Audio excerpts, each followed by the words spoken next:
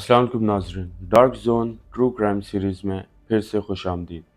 آئیے آج کی ریئل سٹوری شروع کرتے ہیں۔ ناظرین، آج کی کہانی ارشد پر ہے۔ پاکستان کے ایک مشہور انویسٹیگیٹو جرنلسٹ تھے اور ان کی کہانی سن کر آپ کا دل دہل جائے گا۔ انہوں نے پاورفل انسٹیٹیوشن، قوت نظام اور کرپشن پر کھلی تنقید کی تھی۔ اس تنقید کی وجہ سے ان کے اوپر دباؤ، خوف اور مختلف الزامات لگائے گئے۔ ناظرین، اکتوبر 2022 کو انہوں نے پاکستان ملک کو چھوڑ دیا۔ کیوں؟ کیونکہ ان کو خطرہ محسوس ہو رہا تھا اور پھر وہ اس ملک سے کہیں اور چلے گئے۔ 23 اکتوبر 2022 کو کینیا میں ارشد رات کے وقت سفر کر رہے تھے کہ جیوڈا یا تو نائروبی کے اندر، اور جب وہ رات کو سفر کر رہے تھے تو ان کی گاڑی کو جی ایس یو کی یونٹس نے روک لیا۔ ناظرین، پولیس کا کہنا ہے کہ جی ایس یو والے لوگوں نے ان کو گاڑی روکنے کا اشارہ کیا، لیکن ارشد نے گاڑی روکنے سے انکار کر دیا تھا۔ ندیم نے گاڑی نہیں روکی تو جی ایس یو کے لوگوں نے ان کی گاڑی پر گولیاں چلا دیں اور اس میں سے ایک گولی ان کے سر پہ آ کے لگی اور اسی وقت ان کی موت ہو گئی تھی۔ لیکن پاکستان میں یہ ایکسپلینیشن لوگوں کو مناسب نہیں لگی اور لوگوں کو غصہ آ گیا۔ جہاں تک federal interior minister Rana Sanaullah کی بات ہے تو انہوں نے کہا کہ یہ ایک ٹارگیٹڈ مرڈر تھا، یہ غلطی سے نہیں ہو سکتا تھا۔ انہوں نے یہ بھی کہا کہ وقار احمد اور خرم احمد اور کینین پولیس نے مل کر ان کے اوپر گولیاں چلائیں اور ان کا قتل کیا۔ رانا ثناءاللہ نے یہ بھی کہا کہ ارشد شریف جو ہے وہ کینیا احمد کے کہنے پر گیا کیونکہ اس نے ان کو سپانسر کیا تھا۔ ارشد شریف نے وقار احمد کے گھر پر گزارا بھی کیا تھا جس کا گھر کینیا میں تھا۔ انہوں نے یہ بھی بات کی کہ ارشد ندیم کے اوپر ٹارچر مارکس تھے، مطلب اس کو کسی نے مارا ہوا تھا، ایسا لگ رہا تھا۔ سپریم کورٹ آف پاکستان نے ایس یو او موٹو لیا اس قتل کے معاملے میں، اور سپریم کورٹ نے کہا کہ ایک ایف آئی آر درج ہونی چاہیے، اور یہ درج ہوئی تھی رمنا پولیس اسٹیشن کے قریب۔ اور یہ جب ایف آئی آر درج ہوئی تو اس کے اندر 3 نام سامنے آئے: وقار احمد، خرم احمد اور احمد وسیع۔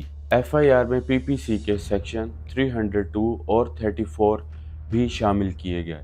جہاں تک پوسٹ مارٹم رپورٹ کی بات ہے تو فورنسک رپورٹرز نے کہا کہ شریف کی موت گولی لگنے سے ہوئی ہے، لیکن انہوں نے فردر انویسٹیگیشن جاری رکھی اور کچھ چیزیں جو ہیں وہ فورنسک کے اندر بھی بھیج دی تھی، مطلب فورنسک لیب میں۔ جب شریف کی باڈی کا پوسٹ مارٹم ہو گیا تو اس کے ریمینز جو ہیں کینین گورنمنٹ نے پاکستان بھیج دیے ساری ٹیسٹنگ کے بعد۔ جہاں تک پاکستان گورنمنٹ کی بات ہے، انہوں نے جوائنٹ انویسٹیگیشن ٹیم بنائی جو ابھی تک تحقیقات کر رہی ہے اسی کی کیس پر۔ جہاں تک جوائنٹ انویسٹیگیشن ٹیم کی بات ہے تو انہوں نے کافی دفعہ کینیا جانے کی کوشش کی، لیکن کینیا کی طرف سے کارپوریشن 0 ملی اور کوئی ان کی طرف سے رسپانس نہیں ملا اس کیس کو لے کر، اور اسی وجہ سے کوئی ثبوت بھی نہ ملا اور کوئی اس ٹیم کو ایکسس بھی نہیں ملا۔ اس کے علاوہ سپریم کورٹ نے کہا کہ روزانہ عوام کے لیے ایک رپورٹ جاری کری جائے اس کیس کے بارے میں، تاکہ عوام کو اس کیس کا پتہ چلتا رہے ہر دن اور ٹرانسپیرنسی رہے۔ جب یہ انویسٹیگیشن چل رہی تھی تو کورٹ کے اندر بھی بہت زیادہ رکاوٹیں آئیں اور بہت سے معاملات الٹ پلٹ ہو گئے۔ ناظرین، جہاں تک پروسیکیوشنز اور وٹنسز کی بات ہے تو وہ کورٹ کے اندر آئے ہی نہیں۔ ان کو بار بار کورٹ نے نوٹس دیا اور بلایا لیکن وہ نہیں آئے، حالانکہ کورٹ نے جو لوگ نہیں آئے تھے اپنے بیان ریکارڈ کرنے کے لیے ان کے لیے اریسٹ وارنٹ بھی جاری کیے۔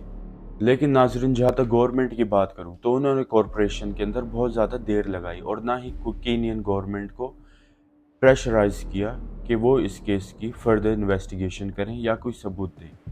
جی آئی ٹی جو ٹیم بنائی تھی، انہوں نے انویسٹیگیشن ٹیم جو بنائی تھی ان کو بھی کچھ بھی نہیں ملا، اور ناظرین یہ کیس جو ہے ایک ہی جگہ اٹکا رہا کیونکہ نہ ہی کوئی وٹنس آ رہا تھا، جج آتے تھے اور چلے جاتے تھے اور یہ کیس ادھوروں کا ادھورا ادھر ہی کھڑا رہا۔ ناظرین، آخرکار کینین کورٹ نے ایک رولنگ دی جس کے اندر انہوں نے بتایا کہ کسی نے اس کے اندر یوز آف لیتھل فورس کیا تھا ان लॉफुल और अनकॉन्स्टिट्यूशनल था। अथॉरिटीज़ ने उनकी लाइफ और डिग्निटी के मुतालिक बुनियादी हकूक़ को वायोलेट किया। जहाँ तक कीनियन कोर्ट की बात है, उन्होंने शरीफ की फैमिली को कंपनसेशन देने का भी हुक्म दिया, जो कि 10 मिलियन शीलिंग था, तकरीबन $80,000। लेकिन स्टेट को अभी भी इजाज़त है कि वो दोबारा इस केस को अपील कर सकते हैं। इस केस के बाद कीनियन गवर्नमेंट ने कुछ पुलिस ऑफिसर्स को सस्पेंड भी किया था, लेकिन कुछ अरसे बाद वो फिर से दोबारा अपनी पोस्टिंग पर आ गए थे। अरशद नदीम का केस जो है वो ये भी सबक देता है कि जर्नलिज्म सिर्फ खबर देने का काम नहीं, कभी कभी अपनी जान भी खतरे में आ सकती है, और ऐसा ही अरशद साथ हुआ था। और ये सब जब भी होता है जब इंसाफ और सीधा बोलने का जज्बा हो। जब पावरफुल लोगों या इंस्टीट्यूशन के खिलाफ आवाज़ उठती है तो सारी रिपोर्ट जो है वो ट्रांसपेरेंट होनी चाहिए और आवाम के सामने होनी चाहिए। सबूत इकट्ठे करना, फॉरेन कॉरपोरेशन होना, विटनेस प्रोटेक्शन होना, ये सब बहुत ही माइनर ज़रूरियात हैं जो कि मौजूद होनी चाहिए। Evidence transfer, corporation across the border, ये सब चीज़ें सामने आई हैं। नाजरीन, ये केस जो है अभी भी चल रहा है और गवर्नमेंट इसके बारे में क्या कर रही है, कुछ नहीं। गवर्नमेंट का जहाँ तक ताल्लुक़ है, उनका बस यही आइडिया है, जैसे जैसे वक्त गुजरता जाएगा आवाम भी इस बारे में भूलती जाएगी, लेकिन ऐसा होना नहीं चाहिए। अरशद और उसकी फैमिली को हमेशा इंसाफ मिलना चाहिए और ये हम आवाम का काम है कि उनको इंसाफ दिलाएं इन दरिंदों से, क्योंकि अरशद नदीम हमेशा हक की बात बोलता था और सब कुछ आवाम के सामने रख देता था, गवर्नमेंट की बात। और ये कत्ल जहाँ तक है, मैं आपको बता दूं कि अरशद नदीम वीज़ा मांगता रहा, लेकिन उसको किसी ने वीज़ा नहीं दिया भी तो कीनिया का दिया। वो दुबई भी जा सकता था, लंदन भी जा सकता था, जैसे बड़े बड़े पॉलिटिशियंस जाते हैं और कभी वापस नहीं आते, या तो कुछ बीमारी का बहाना करके चले जाते हैं जब भी उनको कोर्ट नोटिस देता है। लेकिन एक मासूम जर्नलिस्ट जो हक की बात बोलता था, उसको वीज़ा नहीं दिया और कीनिया चला गया। अब पता नहीं गवर्नमेंट ने मरवाया है या दूसरे उसके दुश्मनों ने मरवाया है, लेकिन गवर्नमेंट को चाहिए कि उसकी फैमिली को इंसाफ दिलाएं। नाजरीन, ये एक सच्ची कहानी है जिसका केस अभी भी जारी है। अगर आपको ये इन्फॉर्मेशन पसंद आई है तो मेरी वीडियो को लाइक कीजिए, वीडियो को शेयर कीजिए और ज़्यादा से ज़्यादा सब्सक्राइब कीजिए। मैं फिर से हाजिर होऊंगा एक और ट्रू क्राइम के साथ। तब तक के लिए अपना ख्याल रखिए। अल्लाह हाफ़िज़।